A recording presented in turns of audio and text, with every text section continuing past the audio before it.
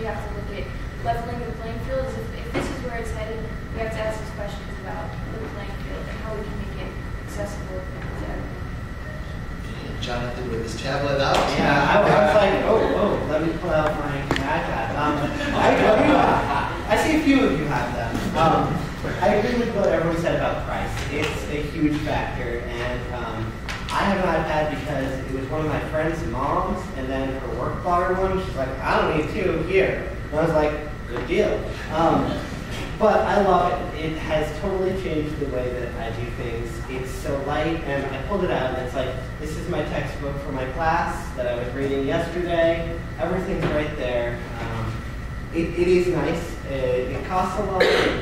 Support is a big issue here, and I think we've done a fairly good job with supporting mobile devices.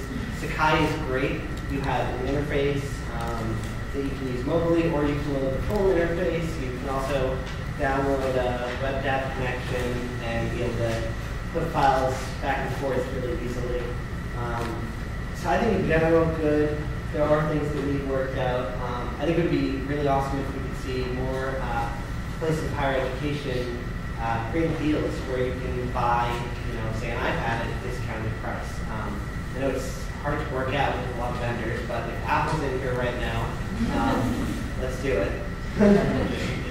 Our time is running a little short, so I wanted to give our audience the opportunity to ask any questions. Is there anybody who would like to pose a question to our students? Yes.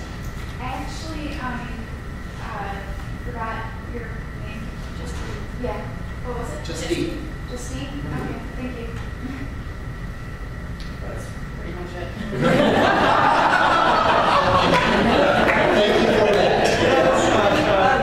Hi, I'm the Learning Technologies Librarian up at SUNY Oswego, and I was actually hired to help be one of the bridges with the digital divide and help teach students how to use the technology that they're being thrown at them. So you keep saying that you wish there was more support, you wish there was more help, you wish there was more things for the students. If you get a little more specific, like if you could ask for one thing for your university to start doing to support the students who may be coming from a less technologically favored area, what would you ask for? I think that the time that the support services are offered is key. Here at Ithaca, we have the Technology Learning Center, which I work for, and it's a great resources for students to come in and learn anything that they might sort of feel that gap about. But it's also hard because it's 9 to 5, Monday through Friday, and that's when students go to class, go to work, try and eat food, maybe occasionally sleep because they haven't slept in 3 days, and it's hard because when you're at college these days, you're really here 24 hours a day, and you'll have things going the entire day. You'll have meetings at any time, unless you're Adam and you can just say, oh, sorry, it's past 5 o'clock. Don't know how you do it. Okay. I'll make this quick. I know how can you help them in terms of support, I think most people normally don't seek out help when they actually do need it. So instead of the reactive approach, like I mentioned earlier, a more proactive approach would be to make it really, really easy to use. There's no doubt in many people's minds how simple it is to use, say, obviously like an iPhone. Whereas back in the day, if you pulled out a Windows mobile phone, you are technically, I love them, but you would be crazy to try and handle one of those older phones. The easier the better is the best way, I think, to be able to accommodate as many people as possible. And then from there, obviously have like level 1 tech support, help desk, handle any of the other questions that would be able to take that.